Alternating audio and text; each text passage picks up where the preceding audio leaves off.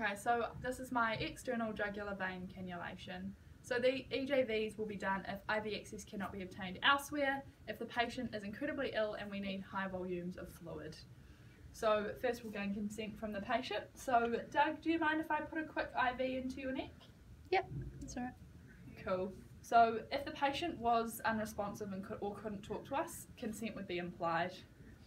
So we just got to make sure that we've got all our gear. So I've got saline. I'm just going to do a quick drug check on that as well. So sodium chloride, 0.9%, and expires August 2019. So it's sodium chloride, 10 ml, expires August 19. Cool. Then I have my PosiFlush. So PosiFlush, 0.9% sodium chloride, expires 2020, the 11th month. So it's PosiFlush sodium chloride, expires 2020. Cool, so we just got to make sure that we do drug checks on everything.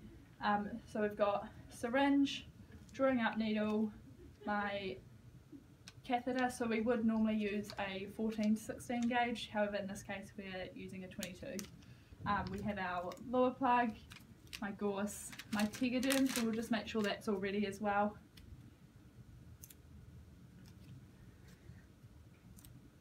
And then our alcohol wipe.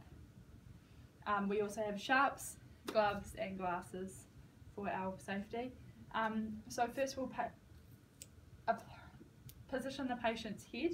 So we want it so the vein is exposed. So we'll tilt his head to the left and then we can see that vein. So we want to distend this vein to have a look and make sure that it's a good vein to use. So in order to do that we can either tamponade it and it'll pop out, or we can press on the patient's liver, we can raise the patient's legs, or we can get them to bear down. In this case we'll tamponade. So I want to clean the puncture site with my alcohol swab. So we go in a circular motion, moving away from the site where we would like to put the IV in. Cool, so now while that dries, we want to put the drawing up needle onto the syringe and we want to draw up a couple mils of saline.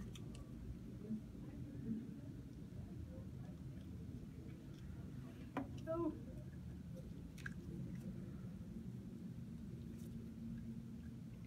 And we'll put that straight into the sharps. Just make sure there's no air. Cool. And then we attach the catheter straight onto the end.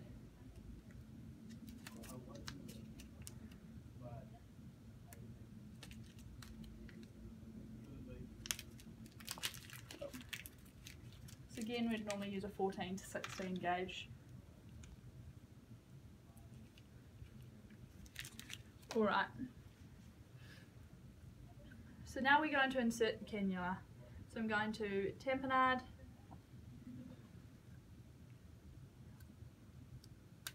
Cool, shuts out. Alright, there's just going to be a quick prick there, Doug.